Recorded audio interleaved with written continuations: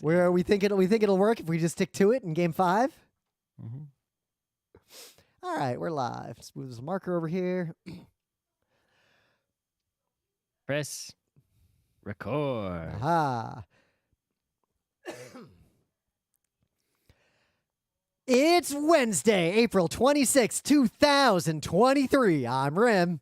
I'm Scott. And this is Geek Nights Wednesday. Tonight we're talking about Geek Nights Wednesday. So I did something that kind of, I guess, it's not a surprise, like something I even talked about on the show a little bit, but we had a Japanese-style hot water boiler in the kitchen forever, like as long as we've lived here, and that thing's great. But it was getting a little old. It was 2.2 liters. It was a Panasonic, and it was starting to wear out a little bit. Like occasionally, you'd have to. Are you supposed to There's some maintenance you're supposed to do on it, right? Oh no, we did all that If stuff. it's really bad, it can get like lime scale or whatever. Yeah, no, we handled all that stuff. This is more like the control panel. Occasionally, we'd just be like, "Oh shit," and reboot and go back to like 190 degrees. No, well, isn't that the default? It is the default, but it would like lose power on its own for a second and then come back and go back to the default, even if I left it at a different temperature. Repaired very easily. It probably could, but we looked around, and a lot of people like have that same problem, only with extremely old models of this one. Yeah, I mean, you could still repair it. There's probably like some capacitor or something you could replace. Or Oh yeah, but also I think the control panel itself has to be replaced, like that bit that goes on the front, because sometimes if you hit buttons, they'll just like give up on you halfway through. There's a like minor electrical, yeah, but they're all the buttons in the little control panel that's glued onto this thing. But anyway, we were still using it, but we had another problem. It was only 2.2 liters, and it was actually starting to be not quite enough, especially now that we work from home a lot more, like we're around more. Ever since COVID, it's just, we'd run out a lot. It would run out when I wanted to use it, and it took a while to get back up to temperature. Well, you so can push the reboil button to make it go faster. If you refill it, it just automatically does that. I know that, but if you push the reboil button, it'll heat up. It'll go normal more faster than if you just fill it up and close the lid. Not according to the manual, anyway. So all that we decided, we're gonna give that one away because it still works. Like it's pretty fine. We wanted a bigger one, so we upgraded to the Zojirushi 3-liter. And I guess what I'm surprised by is one, I didn't think the Zojirushi would actually be like better in any material way, and it wasn't. Hot water is hot water. How and is it better? And it wasn't even more it wasn't more expensive than like an equivalent model from all the other brands. Like they're all around the same price for like that level of nice hot water boiler. But I'm actually surprised at in effect how much better it is. So despite holding a bunch more water, it's 3 liters, it gets to temperature like shockingly fast. I mean, we got the 4-liter one. Yep. 2, it has a pump the water out as fast as possible mode and a pump the water out slowly mode, which I find I'm actually using them both pretty equally. 3, it, unlike the Panasonic, plays a little song whenever it's done. Of course it plays a song. Yeah, but the Panasonic didn't. This one does. I like that. I like. That's a problem. Every single appliance we have in this house sings a song. I know. I don't like appliances that don't sing songs. The dishwasher puts on a whole fucking symphony. I wish ours did. Our dishwasher goes beep, but the rice cooker, all the Zojirushis play a nice song. But the other thing is, the machine plays a song. The fridge even sings. It actually has more precise temperature control, and it has more options. Like I can set more precise temperatures, which actually does matter for the kind of coffee that I brew. And I think the coffee it makes is like, because I can control the temperature and I can up it like 5 degrees from 190, it is just better. But I'm going to do a little bit of a blind test with the 2. Exactly. So I'm going to do a test. It's like if it's the same water from the same sink at the same temperature. It's 5 degrees hotter. Okay. Which actually does matter for extraction from like ground up coffee. Okay. But we'll see. But I just love the hell out of this thing. So if anyone in New York City, we're gonna give the perfectly fine, other than extremely minor, pretty much inconsequential problems with the control panel on the front. We're just gonna give that one away to someone because it still works fine. But I really like this Zojirushi. Yeah, I mean, we basically had the same one. I just don't use it very much because I don't drink hot beverages, especially not, and it's not winter. It's hot chocolate is basically the only thing I use it for. I use it to make miso soup pretty often, just like with we did use it for a miso soup. I use it to. I don't eat miso soup that often. I use it to rehydrate like sun-dried tomatoes and other things pretty often. Use it to rehydrate mushrooms pretty often. Use it to make other kinds of soups. Water. Well, you don't want to use hot water from the sink in food. Why not? That's generally ill-advised all over the world. In fact, in the UK, there's public health advisories about it. Hot water in residential systems tends to have more minerals. It picks up more contaminants from the pipes because of the temperature. It's held longer and different. There's lots of stuff there. Uh-huh. Not as much of a problem in newer buildings, but definitely a problem in old buildings. And there's a whole thing there. I would generally, my whole life, I will not drink hot water from a tap. No, you got some weird hang up about water. But I mean, you go read about it. City, this is the best water on earth. In London, in fact, it's the water is identical until it gets to this building. Yes, and in the building, the hot water follows a different path. Yes, in the building the hot water goes to a heated place where the same H2O molecules and all the other molecules are excited, and then they travel through identical types of pipes. Just one of them's insulated, and then. Yep, and the difference in temperature does mean more things, depending on exactly what kind of pipes it is, will leach out of it. Yeah, I am not concerned. But in London, they actually pipes, so from the U.S. government, the Environmental Protection Agency, only use cold water from taps for cooking and drinking. Never cook with or drink water from the hot tap. Full stop. That is the official U.S. government advice. Hot water dissolves more lead and other materials quickly than water.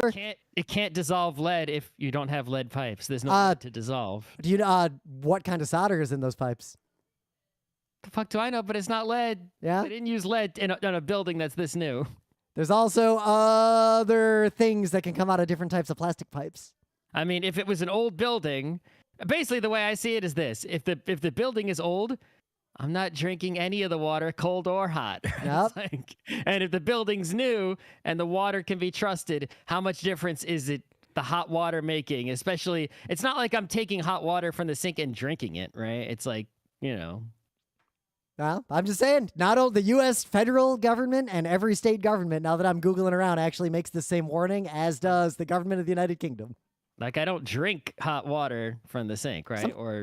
I'll occasionally just drink hot water, but even then, I get it from my nice water heater. Yeah, but it's like the only time I would use a hot water in a cooking is, like you said, dehydrate a mushroom, in which case, how much water? Or rehydrate a mushroom. Yeah. Like, how much of that water is getting into my body, right? Even modern copper piping, according to the EPA, often uses tin lead solder. Okay. It's on the outside. Not 100%. I don't think you know how soldering works of pipes. Anyway. Okay. So in some news, somehow the Venture Brothers movie, which is the end of the Venture Brothers because Capitol basically gave up on those two beautiful people who are just crazy enough to keep making this weird show. They basically said, all right, you can make this movie and then we're done with you. You can't keep making the show. Because if you don't know the history of this show, which I think it's one of the better animated shows ever made in America. Like, it's a fantastic show. Shockingly good compared to what the first season was. Like, anyone who watched the first season of this would probably not expect it to be a show that would make you cry. But this is one of my top 20 animated TV series ever, including anime. At least top 50. It's a good show. I like it. But the people who make it, kind of crazy about it. And they basically, it's not like, oh, they'd make a season and then like it takes a year to make the next season. This is like, they'll make a season and then it takes them like 4 years to make another season. And then it takes them like another 4 years to make another season. The first season? The first season was, now I got to go all the way back. I was working at a different company. What does Wikipedia say? I'm pulling that up right now. Because I didn't even start watching it when it first came out. It started in... There are 81 episodes, 7 seasons, and the first season 2003. 2004. Wikipedia says 2003. Original release, August 2004. It says picture format, 2003 to 2006 NTSC. That's telling you that the picture format from when it was in production in was 2003. used was NTSC, yes, but it says original release 2004. That's Yep. when it was released. All right, so we're Sure they now worked on it in 2003. So they have made in 2004. 81 episodes of this show in 20 years. So in 19 years, they made 7 seasons. So that's about 1 season every 2.5 to 3 years. Yep. And 81 episodes because the seasons are not all the same length. That's true. Yeah. In fact, the more recent seasons were just like 8 episodes. But the reason it said 2003, there was a pilot in 2003. that explains it. I just hit the same bit of the Wikipedia skimming around. So yeah, The first sentence. this show is great. If you never watched it, I'd say it's worth watching, though you could skip the first couple seasons and dive right in and maybe go back to that later. But I find it interesting that there's 2 trends that are like strange to me, right? The first trend is that there's a lot of things where they don't have an ending, but they would normally get canceled. But instead, someone's going through the effort to make like these ending movies for things, right? Where it used to be like an intentional thing. It would be like, we're going to intentionally end with a movie for a big splash. Whereas now it's like, you can't have another season, but we didn't do our ending. Okay, you can make a one-shot movie for your ending, right? It feels like that, where as opposed to the... Oh, it's definitely that. This was basically... As opposed to end on a movie on purpose. Boom, right? Well, it's very clear from interviews and from everything I can find about these two that they would just keep making this show forever if anyone would let them. And they had planned to make a whole nother season, and they were finally told, look, you're making one movie and that's it. So wrap up whatever you're going to wrap up so the fans don't freak out. And that is the end of this train unless someone else is willing to give you enough money to keep doing this. Now, the second trend that I've noticed that's interesting is that, you know, it seems like, you know, you got the cheap shows that are so cheap but popular enough that they just never end. They just keep making more, right? You got the big, fancy, ultra popular shows, right? That will either go, but still like end like soon-ish, right? Because they need to have so much audience to keep going, right? It's like Game of Thrones ain't still going, is it? Yeah. I don't think so. No, that well, I mean, not only is it not still going, but like the final season flopped. Okay, but the point is, right, is like, you know, a big expensive... Wait, you don't know what happened with that show? That is a separate topic we're talking about later. The shit show of what... Any Thrones or games. The best summary I can give you is the show was popular because of the subject matter, and the first season was actually like really well put together. Basically, the people who were in charge of running the show didn't have much experience and didn't fucking know what they were doing and just kind of failed to make it Didn't good. they also run out of book because the guy still hasn't put out an... Yeah, but that was not actually the problem. Okay. They weren't. It's a whole... Anyway. This is like a big story in entertainment of how badly it failed. But anyway, the point is that the trend I'm seeing is that there's like these mid shows, right? Like your Venture Brothers, where they're not mega hits. Yep. Right? The Owl House, same thing happened. Exact same thing. Good example, right? Perfect example. There's these mid shows. They're not mega popular, earth-shattering, everyone in the world knows them. Yep. They're not super cheap garbage shows like reality shows or cop shows or Laws and Orders or whatever, right? But they're in this mid-tier of popularity where, like, you know, nerds know them. And somehow those shows, it's like they're not as cheap as the ultra-cheap shows, but they hang around for what seems like longer than their popularity would warrant, right? It's like based on feeling, not based on numbers. Because well, I think there's a little. I think feeling. It's like how popular does Venture Brothers feel? Moderately popular. How long has it been going? 19 years and 7 seasons. Yep. Feels like that's that. And meanwhile, feeling of 19 years, 17 seasons. So as one of the people, and the popularity level feels. As one of those nerds, and like I can say, shows in that range. Because the way they announced that the movie's actually happening is they just released a clip from it, like out of nowhere, like just it hit YouTube, like here it is, and so many people who I know are also fans of this, like DM'd me on Discord or like pinged me like, yo, did you see the clip? Maybe that's it. Maybe that's the mid-tier things. I think the mid-tier thing, extreme fans, even if they don't have many fans. I would say it's not even necessarily extreme. It's more like, because we've talked about this in broader creator circles. If you've got a critical mass of followers who believe in your content and like what you do, below a certain tier, that is enough people to sustain you creating what that group wants that's forever. Enough to sustain you if you're a webcomic. If once you're a TV show, you need to have a certain number. Exactly, right? but there's a production cost. So I think there is a similar phenomenon for the band making merch. The number is low. If you're on actual television, the number is high. So I suspect there is a similar but distinct phenomenon for shows like Owl House and Venture Brothers, where it's not quite that scenario. That audience clearly isn't sustainable to make enough money, or it might be a capitalism situation. It might be it breaks even.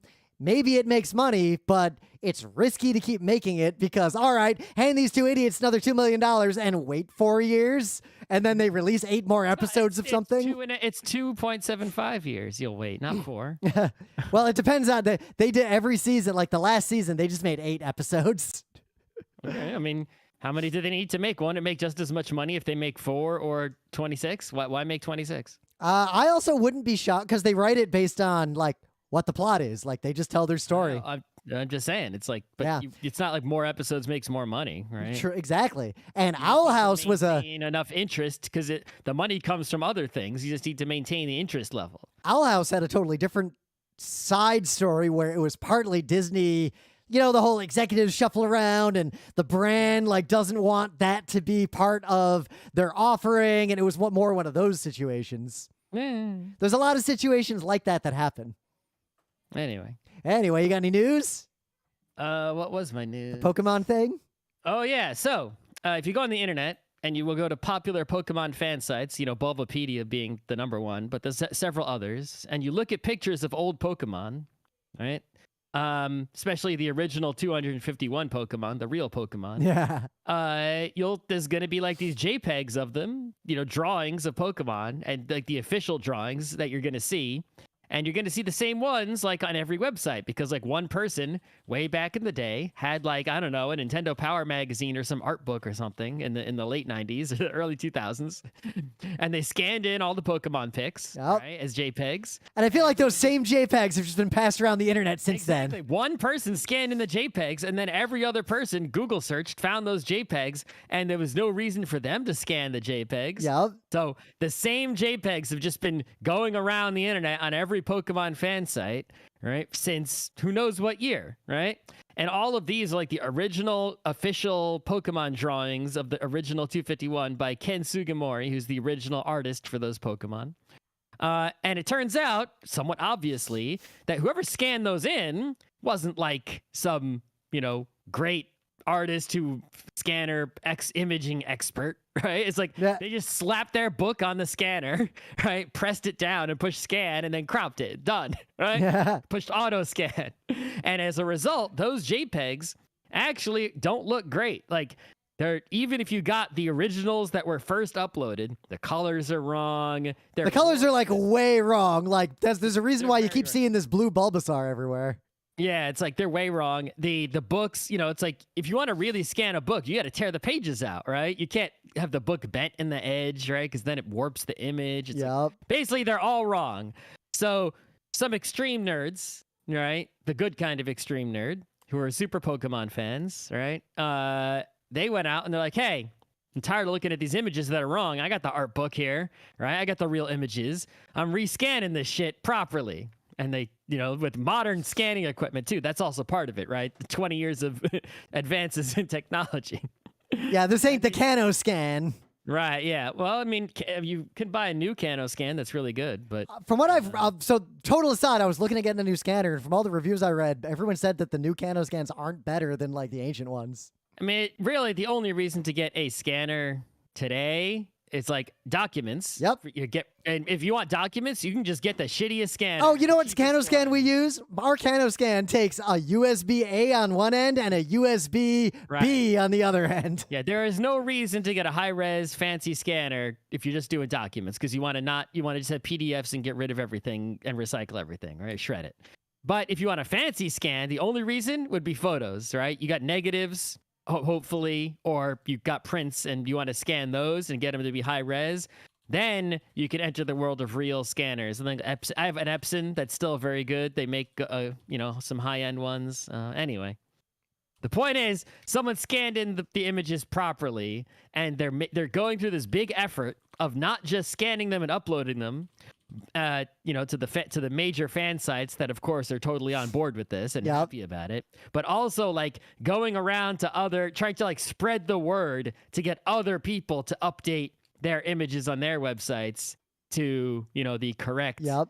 So scrolling through this Twitter thread, the person who was posting has a note about how a bunch of insane nerds were screaming at them for erasing history by trying to replace the original images they know and love with these new ones. I'm sure some, because these bad images have probably been on the internet longer than some people have been alive. Kind of like how there's a lot of people who have weird nostalgia for like the terrible dub of an old anime that isn't even accurate. Like, I'm sure somebody is out there and has seen like the poorly scanned, and they're like, no, I don't care. That's what Diglett really looks like. Right. It's like they've seen that poorly scanned Dragonite their whole life and they're used to it. And they're like, don't change it. And it's like, well, too bad. And then it's like erasing these old images from the internet. It's like, I actually agree with that, right? Preserve, it's like, it's still a notable thing to be preserved as an example, right? Sort of like how we have the dirty tile on the ceiling in Grand Central. But they're not erasing the old ones. They'll still be out there. There's no way to get rid of them. Right? It would probably be difficult to get rid of all the old bad scans, right? So this is cool. Actually, like, this is really cool. Yeah.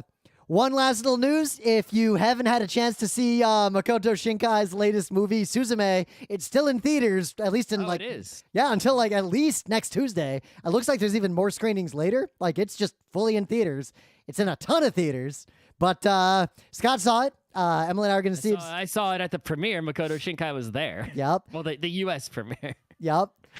Seems like it looks, from what people are saying, it's a Makoto Shinkai movie, and I look forward to seeing it. It's a Makoto Shinkai movie. There's no question about that. It'll be easy to do a traditional Geek Nights Wednesday review of this once I've seen it. Done a Wednesday show on it, but today, if you had only seen it, I was too busy. Our household was actually too busy to see it on any of the screening dates until like later this week, or maybe like Monday or Tuesday. We might have to go see it.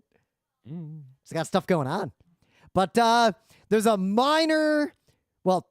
controversy around the movie, and you've probably seen some talk about it, especially in some LGBT forums. I'll link to a couple of articles about it, but basically there's talk from Shinkai in at least one interview, and I see text. I've seen two different versions of this text, and I'm not sure if they are just people summarizing translations differently, or if it is two different interviews. Also, when we were at the premiere and he was there, he was asked similar related questions, and he did not mention, or at least through the translator, right?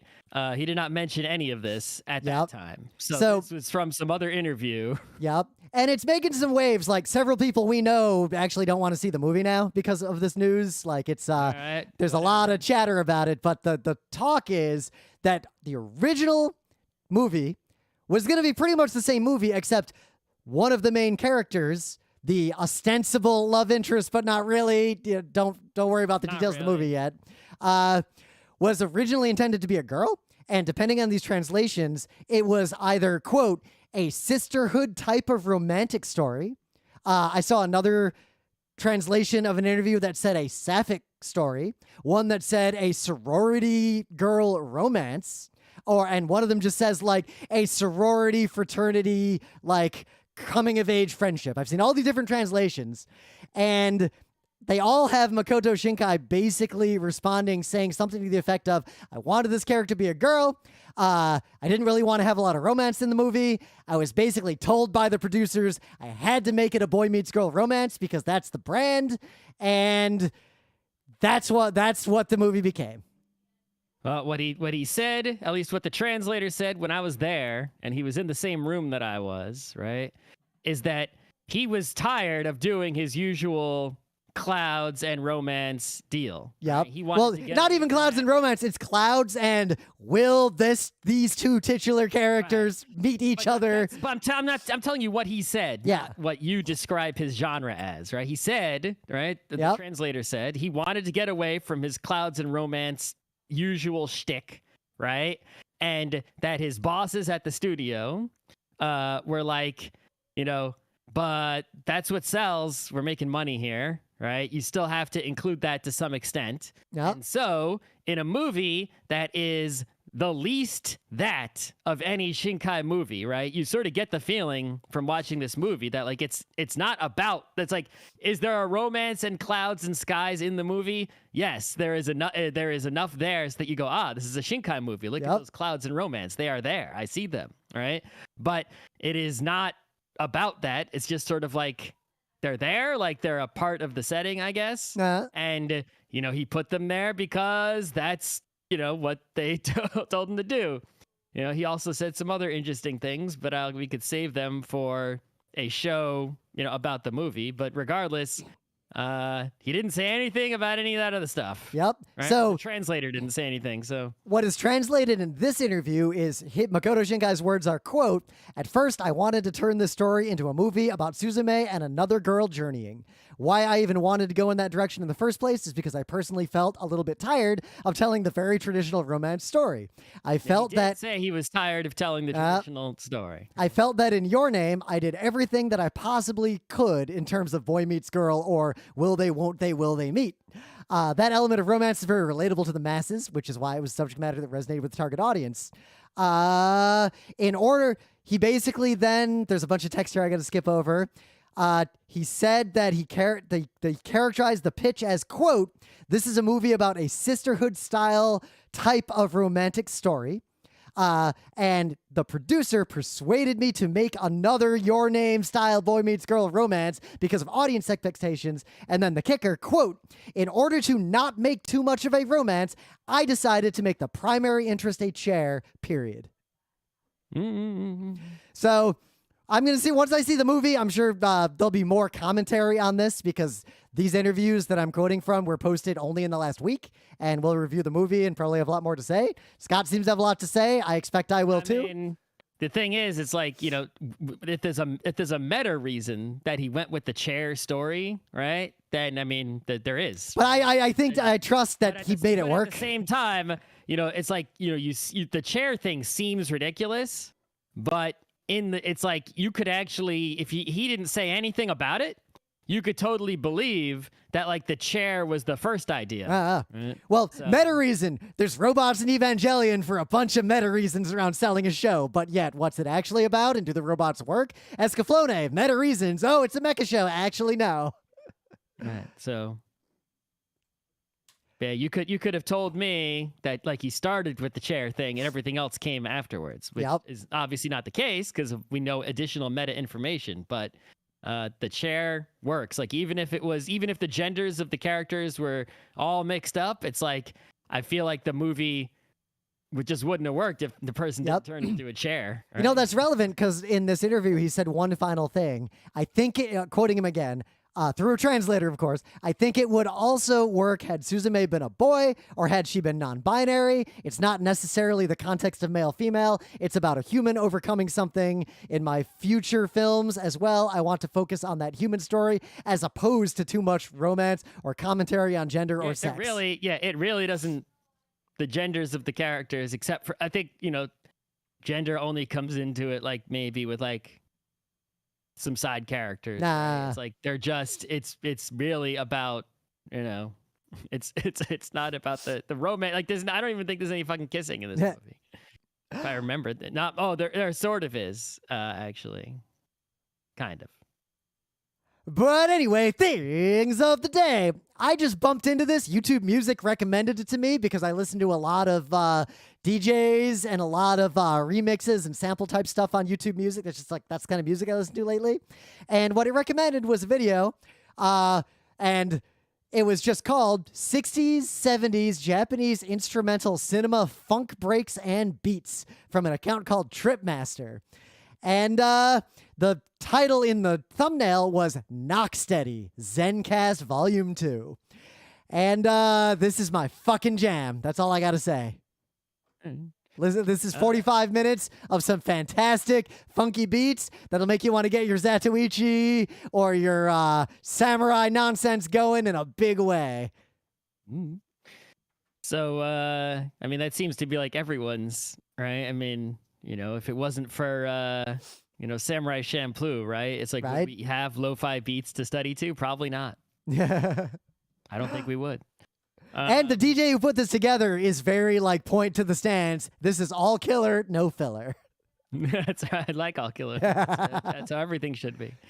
All right, so there's the original Macross TV series, which is as old as we are, and then there's the compilation movie Do You Remember Love, which fans fucking love the shit out of that movie. Even though for me, it's like, yeah, it's good, but it's still I'd rather watch a TV show because it's still a compilation movie. Even though it's animated nicely and whatever, and has an extra song and whatnot.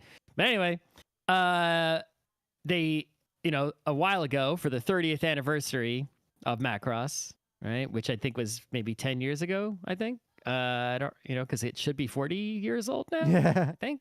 Oh, no, but the movie is newer, so it's less than 10 years. I forget exactly when. Anyway, for the 30th anniversary of the movie, there was a Blu-ray Super HD remaster deal, right?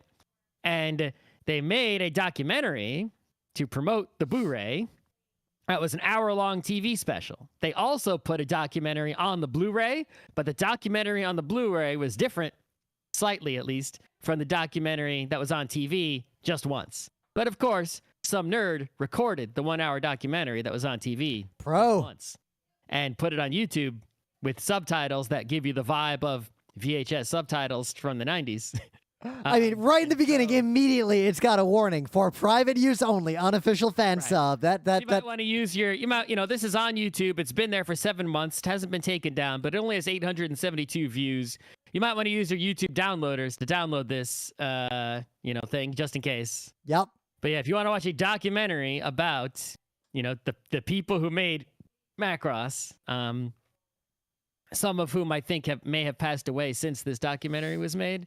If I'm maybe I have to remember exactly when, the timing of things. But I didn't watch it yet. But it's like, do I even need to know that this is thing of the day? No, I don't. Definitely, this is top tier stuff right here. Right. In the Meta Moment, the Geek Nights Book Club book, which will very likely... I finished reading a while ago already. I'm steamrolling through it, and I think next week on Thursday we could very likely do the show. The odds are low that we won't do this show next Thursday, but if we don't do it next Thursday, then the following Thursday, but sometime before then, we'll have recorded it, because it's a pretty good book. Start going to the library like me. You'd get it done in a month no matter what. Yeah, I was just busy. I got stuff going on. Got projects, got things. It doesn't matter how busy you are. If you got to return the library book, it's true. You got to read it. I probably would have just extended it. I don't know how many extensions they let you have. I think if there's someone waiting, you don't get an extension. Yeah. I don't know how it works at all, actually. I have no idea. I bought it. I bought an ebook. Completely guessing. But otherwise, we got no conventions coming up for a while. Me and Emily are gonna be at a Star Trek con hanging out in Philly sometime soon. D&I Con, but otherwise, no, it's not a Geek Nights con. That's just us. Diversity and inclusion. Okay, but what does that have to do with Star Trek, though? Because it's a super LGBT and like POC friendly Star Trek convention. No Star Trekness in the name of the convention. I think there's more name. I think there's more name to it than just that. Like, I don't know the whole story. I think it's a new con. I'm not coordinating. That could be any con, right? Yeah. Like, it doesn't have to be a Star When Trek. I first heard the name of it, I thought, "Do Not Interact Con." Like, what happens there? That's like the opposite of the Pleasure Dome. But the next Geek Nights... Galactic Diversity and Inclusion Convention. I didn't even know the G was on there because in the Discord... If you look at the top left of the website, it just says D&I Con. But if you look at the top, in the middle of the website, in giant text, it says Galactic Diversity. All I'm going to say about this con is, if you like Geek Nights, go to PAXs and MagFests and cons like that, and you're used to conventions where like the websites tell you things, It's easy to forget what most fan conventions are like outside of these very rare No, it's not, gems. because we see most fan conventions reflected in the media, like Simpsons episodes and Yeah. I'm talking about in terms of like, I look at that website and I'm not sure exactly how it's going to go down, and we'll see what it's like. There Like, will be a vendor hall. There might be an artist alley. no, there's like events you have to pay extra for to go to, but there's no information on Those like are usually like autograph meet famous people things. they are, but there's no information in the schedule on like what time they occur, and some of them don't even say what day they're on. Like it's one of those, a lot of cons the websites just don't have all the info, and we'll see. It looks like a pretty fancy. It's better than our current website. Oh yeah, well, because you're working on that.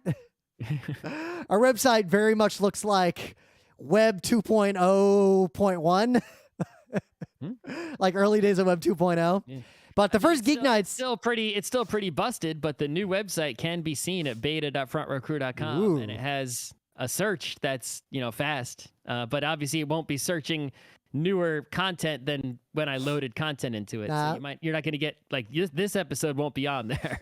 but our next Geek Nights panel convention will very likely be PAX West. I expect to return to MagFest. Of course, we'll be at PAX Unplugged unless We'll see something what happens at MagFest. terrible happens. I'm definitely going to MagFest this coming year. The only reason I didn't go last year is because of the masking and the boobons, and the year before because of the boobons, and the year before because of the boobons. I don't think it happened that year. I'm just saying, we'll see what happens to MagFest. Yep.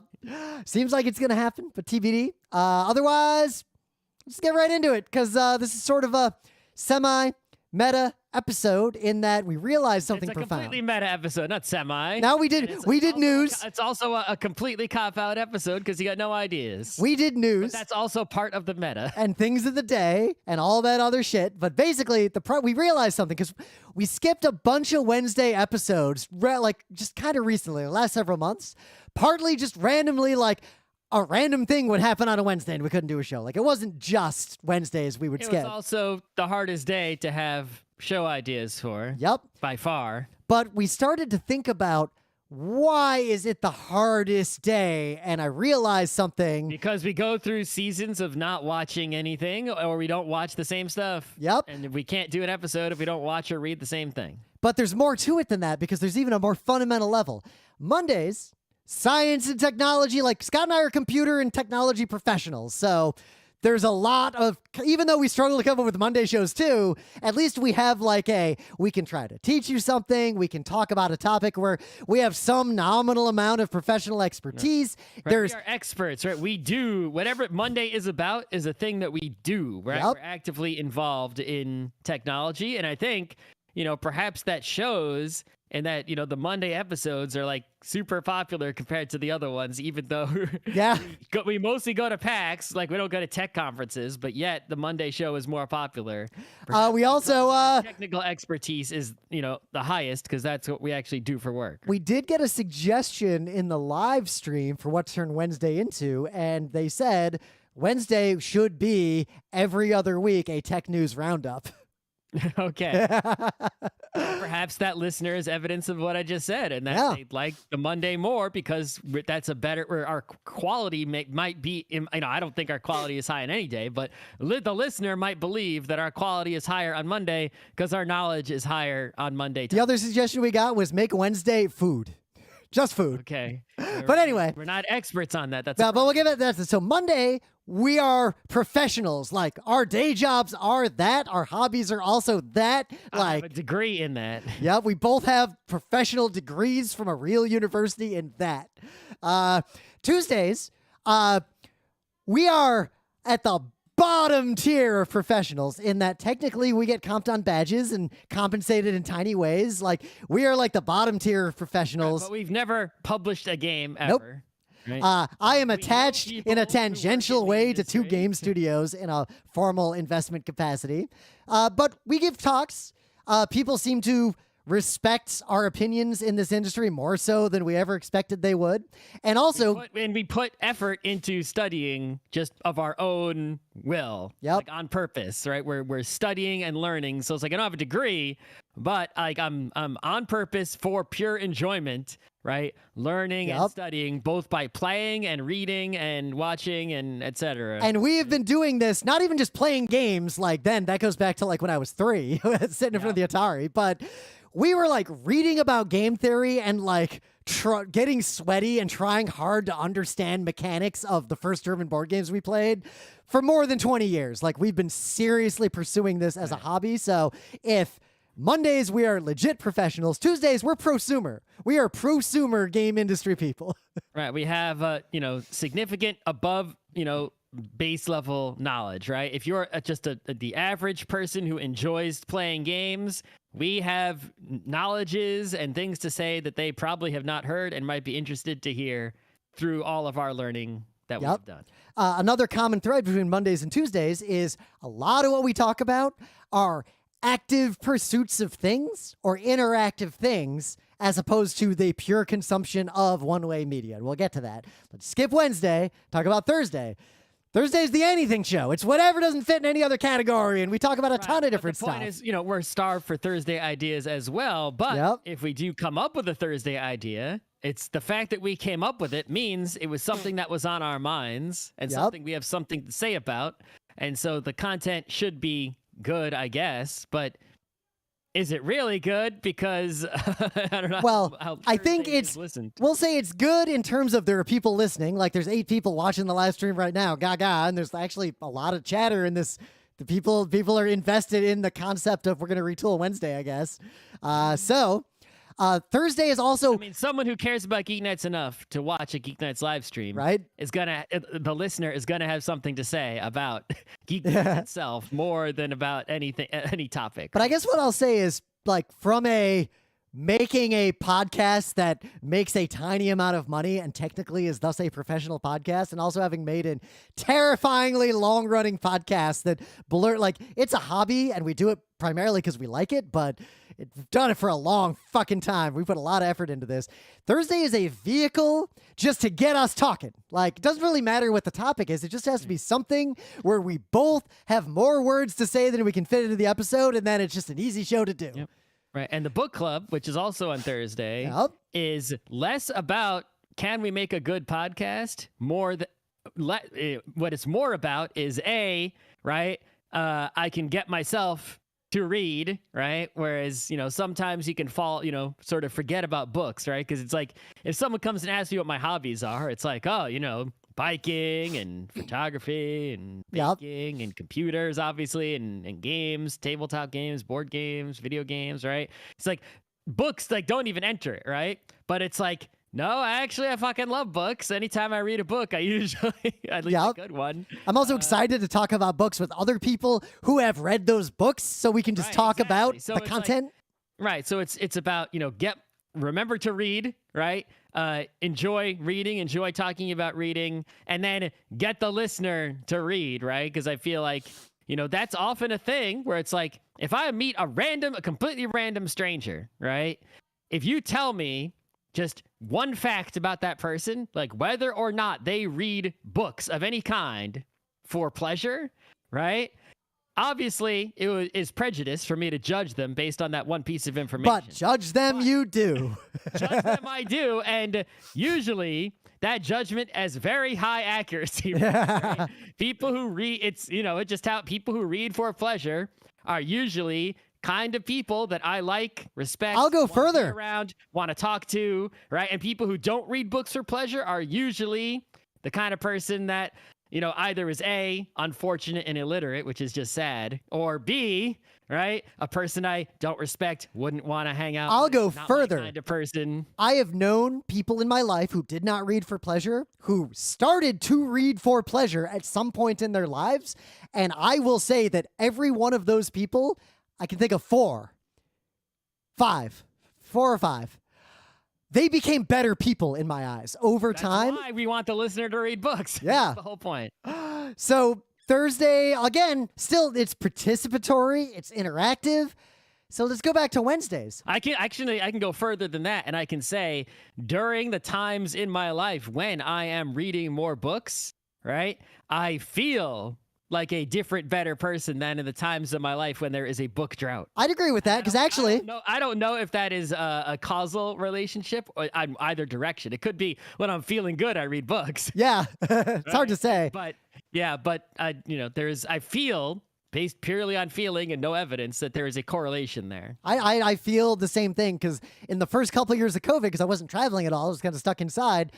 I was doing a lot of other things because I was home, and I ended up not reading a lot. And I just felt better when I picked up a novel and started reading again, like about a year and a half into COVID. Like suddenly my brain was just like, yeah, that's what you needed, buddy. Right there. Yep. That. Words. So Wednesdays.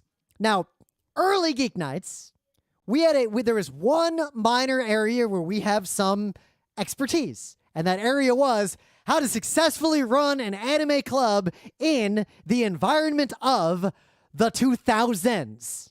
Yep. Like, we had some expertise. Early We did it. 2000s. We did it well. We learned lessons. We could talk about it. And also, we were heavy consumers of anime, animation, manga, and comics. Like, in a time when most people had not seen or read most mangas and animes, right? It's like, yes, by the time we started Geek Nights, the bookstores were full of manga. Yep. Yes, there was anime on TV by that time. Yes, anime was just on DVDs by that time, right? And it was just digital pirated fan subs by that time. But the majority of people, right? It was still, even then, only hitting the nerds who cared about that stuff, of which there were many, but people did not have, the consumption level that we had at the time was way higher than other people. we would literally have to like stop and be like, all right, of the 5 fucking shows we've watched in the last week, which one do we review? And not only that, but because we had started early in the 90s, right? We had built up a large arsenal of anime that we had seen, and even people who were big time fans, if they had started becoming fans at the boom time when the Tokyo Pop hit the bookstores, when the ADV hit the conventions, right? If they had started then, we were way ahead of them in terms of things we had seen and read. Yep. Right? And so we could talk about anime, all fucking day. There's we knew more about it than some other people. I think what you just said, we knew more about it than some other people. That's there was some low-hanging fruit there that made Wednesday feel equal in gravitas to, say, Tuesday, in that anime, manga, comics were equal in our lives to gaming, and we cared about them a lot. But at the time, because knowledge of anime beyond just watching it was rare, like even among people who were so nerdy, they went to a nerdy university and joined the anime club and came every week to watch anime.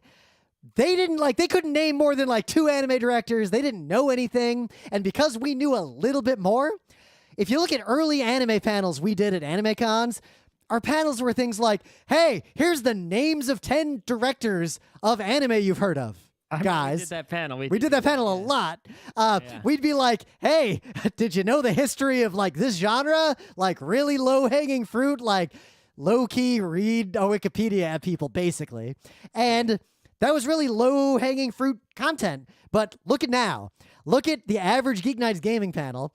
We don't make new ones that often because we really want to like research and like know what we're talking about enough to get on a stage and like not be wrong about things, and our expertise has grown, but we're not making anime, we're not making animation, we're not making comics, and can't draw right at all, but also busy, and we don't live together anymore, so neither one of us watch nearly as much stuff as we used to, not even just anime but like anything. We do less passive entertainment in general. I watch a lot more than Scott, but I watch a lot less than most people we know. And Scott watches like nothing. It's not. I don't watch television. At least.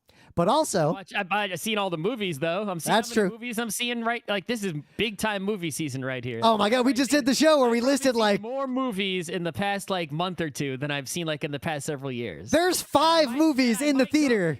Right now, see 2 more movies. I could even just go see one after this show. I can go see. I got to see the Mario movie. Yep, got to see that. Do a Wednesday show on. I'm gonna go see the D&D movie.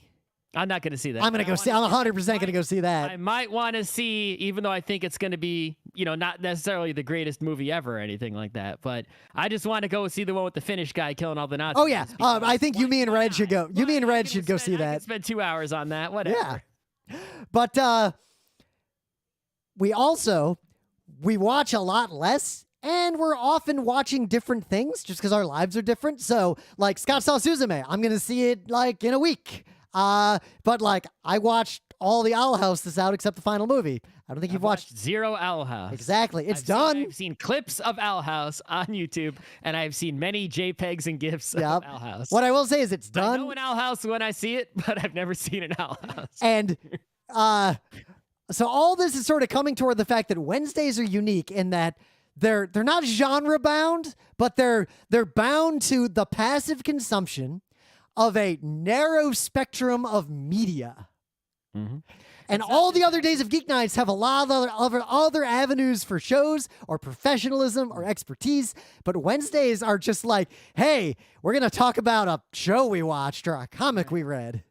Well, it's not just that. It's also that, we already said, our knowledge of this area is admittedly and has become apparent over time, not any more than anyone else's, right? It's like if you're also an anime watcher, it's like we, in the year 2023 at least, we don't know anything you don't know. Right? Yeah, you might come to us to like find out what we think of a show, but you're not going to come to us to find out a show exists. In fact, it's probably one of the only, I think more so than any other day, it's where the listener comes and tells and has more knowledge than we do, and they do. Yep. There's no denying it, right? And it's like, but I thought, at least I didn't actually think too hard about it, but it's just like, it was like, yes, I don't know. I was basically never lying to myself, in thinking that I knew more than people once I realized that. I think it's the bar got raised among anime fandom across the board. Yeah. Well, I mean, the bar was already high. There were already people who knew more, but now there's more people who know more. It's not just like there was experts and then, I guess we might have previously been in the super fan category. Whereas now, like, anime fans know more than we do because we're just not anime that much. We're nerds who watch some anime sometimes, right? Yeah, but we backed off, whereas other people we knew and we see double down on anime and animation the same way we double down on gaming to a degree. Yep. It's like I have halved, or maybe even more than halved, Yep. So, but also, there was a long, slow decline. We got bolstered a little bit because My Little Pony fit into Wednesday because it was animation, and we were into that for a hot minute. But we also stopped going to anime conventions for for a bunch of reasons. We're not going to belabor them. We talked about that to death. But if, say, we were invited to go to, Anime Boston, still a great anime convention, and we were invited to PAX at the same time. If PAX came to us and said, hey, we need a new panel. That literally happened, though. Yeah, but if PAX came to us right now and said, we need a new panel on gaming that's legit, and we need it in 2 weeks for a brand new PAX, we could crank that out. We could do something. If Anime Boston asked to do that for anime, I got fucking nothing that I would be comfortable. We could do something, but it just wouldn't be that good. It would be Woo Game. It would be low tier. It would be low. It wouldn't be any different from the anime content we did a decade ago. It would be weak, right? So it would be weak enough to where I wouldn't want to do it. I would decline the invitation.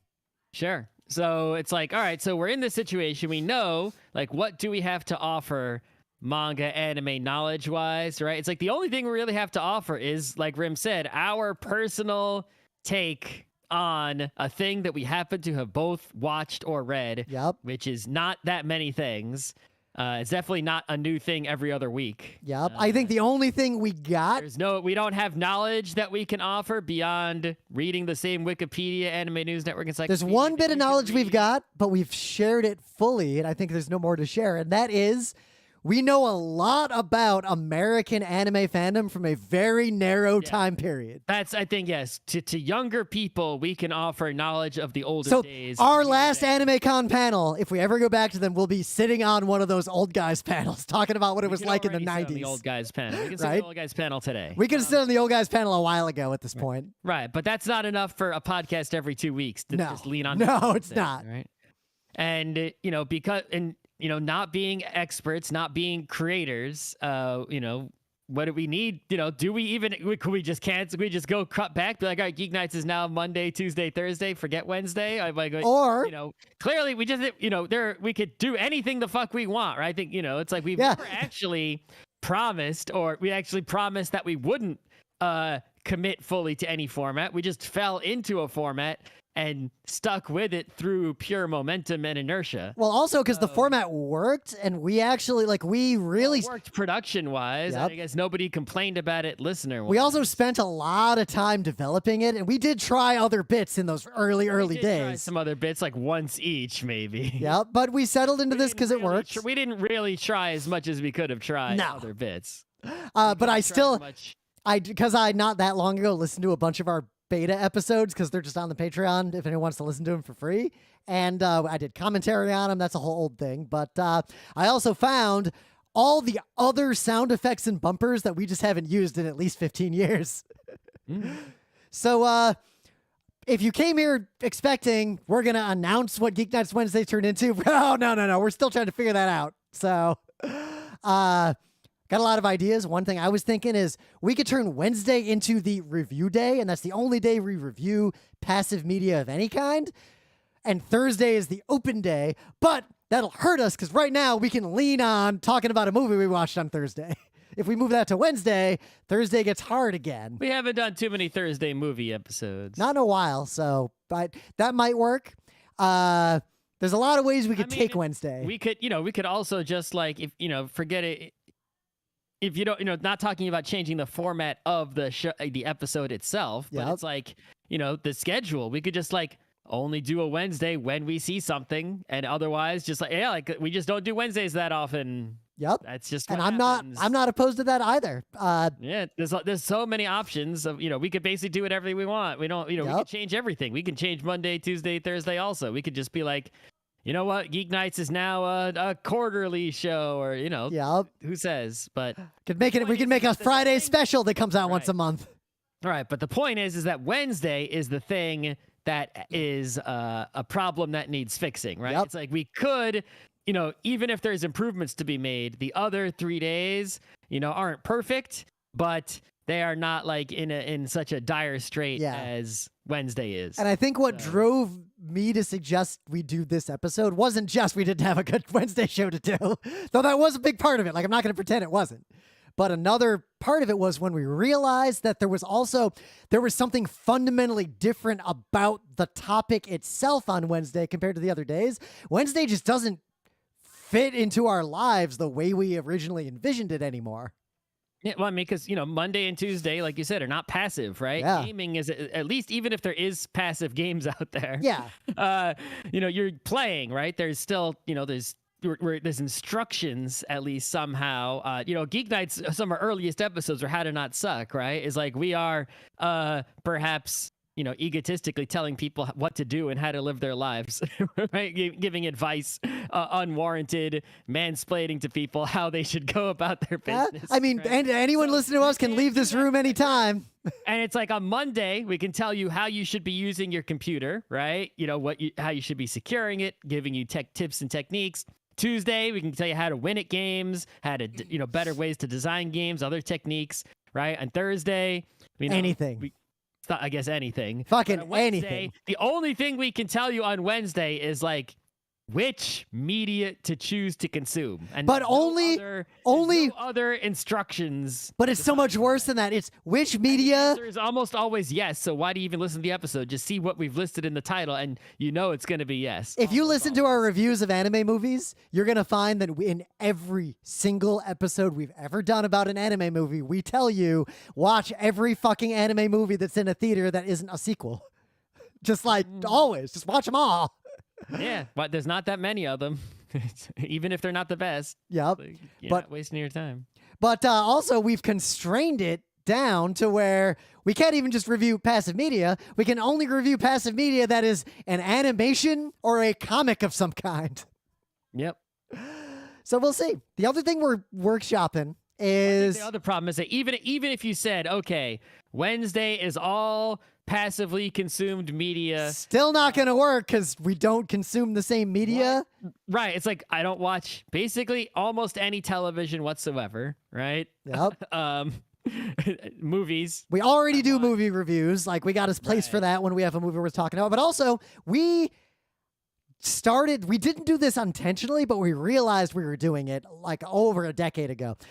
We used to review things even if they were really bad or we didn't like them in the early days of Geek Spend Nights. time in our lives watching and reading bad things. Yep, partly so we could talk about them. But honestly, we kind of moved to a model where I only review things that I either want you to watch or I have a really good reason to warn you about. Like, if something's just meh, I feel like it's not even worth talking about. I don't want to waste your time or my time, nor do I want to give a negative review to something I don't care that much about because the creators might see that. That could cause some bad feelings. There's like, why add that negativity to the world unless I have a good reason to bring it up? So as a result, even movies, we only talk about a movie on Geek Nights if like we both are really feeling that movie.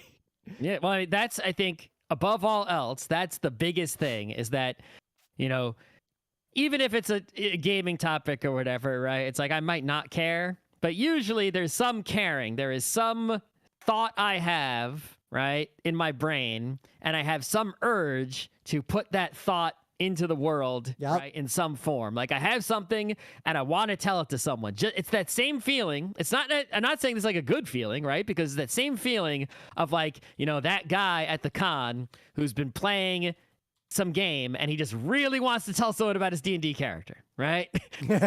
Feeling like you've got some idea, something happened to you, some story you want to tell, and you just need an ear to hear it, right? And so, you know, podcast is a way where when I have some of those ideas, I can, you know, save them up and then I can say them and get that out of my system, right? But I think, at least I believe, perhaps wrongly, that when I do that, it's like if I talk about a thing that I have at least some feeling, perhaps a strong feeling about, right? That is a good entertaining content because there's some enthusiasm and excitement. Yep. And, go listen to some of the reviews we've done of meh anime. Right. It's like if I watch an anime, if I don't, even if it was good and I enjoyed myself, I might not have a particularly strong feeling about it. I don't always, like I just watched, we talked about this show a long time ago. We didn't finish watching it, but like I guess a month or two ago, I finished watching Tatami Galaxy, the whole show. Right? And it's like, I saw it. I could, if someone wanted to discuss it with me, I could. Right? I enjoyed it. I would encourage other people to watch it. But like when I was done, I had no urge whatsoever to like, I didn't like get a bunch of ideas about the show that I felt like I had to say to so like, you know, so even if we did like a final thoughts on it, it's like there would be no excitement there. I would have no built up idea, right, of like a thing I really want to say about that show. It got me going, and so I don't think the show would be that good. And there's a lot of early anime episodes where we review an anime that's just like a C tier anime, and we got fucking nothing to say. Yeah. We kind of just summarize the plot, and we're like, probably not worth watching, and that's the show. Like we wasted your time. You could have just watched an episode and come to the same conclusion. Right. Whereas, like, you look at the opposite, like, say, a lot of the panels that we do at PAX, and a lot of those, it's like, I've got something grinding my gears. Yep, something stuck in my craw. I got something stuck in my craw. Right? I really want it. I got this idea, or I got something, and I really want to say it, so I can easily just, boom, make this whole panel about it and go on a huge... Right? Just because you know... And this is kind of our process. When we're thinking of new panels, like, one of us will propose an idea occasionally, and usually we know we got a hit when suddenly we just start talking about the idea like a lot. Then we know, all right, this is stuck in our craws. We're going to do something with this. This is a topic. So I don't have anything. I got like my anime, manga, comics craw is basically emptied, right? All the things that I had to complain about, like either were said a long time ago, are no longer relevant, or just, you know, and I think, you know, another thing, looking at comics, and forget about the anime and the manga. You know, when we started in the, I guess when I was young, right, I go to the comic book store and had no money. Right? Yeah. So I was only reading like X-Men and Spider-Man 2099. That's the money I had. And then when I got to RIT, right, I guess, well, the comic book stores went away after middle school. So high school, I couldn't get any comics, even though I had some money. And I spent it on computers anyway, so it's fine. In college, I had some money and I was able to buy some comics again, and we went, I had a comic book store. And then when I got out of college and had a job and I had a comic book store in the city, that's when I started combining, and there were podcasts, about comics. So then I could learn about comics that I couldn't learn before. Yep, the cup overfloweth at that point. Right. So then I was just overloading on comics. I got, built up huge shelves, read all the big comics, right? Trade paperbacks going back decades, right? I just loaded up on all the comics. And then it took a long time, but I'd say over the past 5-ish years, right? It's like a lot of the comics that I was reading regularly ended or went away or whatever. New ones did not really come and take their place in my regular reading schedule. Some of them I got tired of, like, even the great One Punch Man. It's like I got kind of tired of it. Things like Chainsaw Man had a part 1 that ended. Saga went on hiatus and came back. I still read that. That one. I got to catch up on that, actually. But it's like I was putting in reliably since I think 2006 an order form of comics to buy every month, right? No matter what. I ordered at least like some comics, sometimes a huge pile of them, right? From 2006 up until like, I think last year was the first year where there were months that I ordered nothing. Like that went through the whole comic order form. Whoa. I'm like, there's nothing on here, right? It's like, there probably were several comics that were like terrific, fantastic, or whatever they might enjoy, but I'm not going to buy, I'm only, I was looking at how much money I'm spending on the comics versus how much I'm reading. And I'm like, look, I'm only going to buy the ones that I'm going to open the box and read immediately. Right. It's like same strategy with Steam. Exactly. It's like if I order a new Saga volume and it comes, I'm reading it that night, right? Or the next day at the latest, right? It's happening immediately. But there's a lot of comics that I've bought over time that I buy. When I ordered them, I was feeling good about them, and they're still sitting here unread. And it's like, why did I order that? So now the line for what I'm going to order has raised significantly, and I'm just not reading that many comics, although I still might say that I enjoy the graphic, fiction art form above like all other forms, probably. I just had, I already have so much. I'm not even reading all of it. And it's like I've had my fill, and I've already gone through like all the old, there was so much old stuff I had to catch up on, and I've caught up. I'm sure I haven't caught up on everything. Yeah. Right? That's not possible. But it's like, the major, significant, ultra-popular comics, I've either read them or I know enough about them. So what I have to read now is much less. So we'll see what happens with Wednesdays. Yeah. We don't have a strong plan yet. We're thinking about this. We're thinking about some other things in the show, like maybe adding a new bit to the end, but we'll save that for a different nights. We could mix up, and anything is on the table. The format of the show, the schedule of the show. Yeah. I guess the only thing is, we'll agree we'll keep doing it. We could cancel the show. Yeah. We could just say no more Geek Nights. Thing is, I still consistently somehow in the year 2023, I still look forward to doing Geek Nights most nights. Not 100% of the nights. Sometimes I'm tired. Nobody likes doing the thing they do 100% of the time, especially if there's a schedule. But I generally like doing this show, and I would like to keep doing it. And Wednesday is really the only thing we're struggling with. I don't think I've ever had, there have definitely, I'd say the majority of the time, I can't say that I'm like, oh yeah, let's do a Geek Nights. Although that happens, right? Yep. But I don't think I've ever, even one time, not once in 15, 16, whatever years, I think I have zero memory of ever saying, ugh, I don't want to do a Geek Nights. I don't think it's happened ever. Never. Not even one time. Yeah, because if we're good reasons, one of us is sick, then it's not, oh, I don't want to do Geek Nights. It's, I can't do Geek Nights, we're canceling the show. It's a different... There have been times where it's like, there's a thing I'd rather do than Geek Nights, go to a hockey game or go bike or something. We skip Geek Nights to see a concert. That's definitely skip making your podcast to go to a concert. Yeah, but anyone. Never once when going to sit to record Geek Nights been like, oh, I don't want to do this. Right? Never. So why? So that, if I had that feeling, then I think we should cancel the show. Yeah, or that's when we would radically reimagine the show. Sure. Or do something else entirely. Yeah, But something completely regardless, different. Just turn into a let's play. Wednesday needs help. There's the obvious ideas, right? Because there's been so many formats of audio shows throughout history, right? You got your interviews, you got your roundtables, you got your storytelling, your dramas, right? You got speeches, I guess, oration. There's only so many formats of spoken content, right, to choose from. Call-in show. So we haven't experimented with all the existing formats. So clearly we can go to those. They're all tried and true. Yep.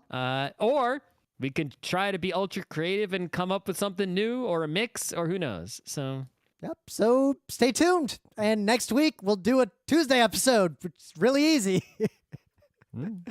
On something.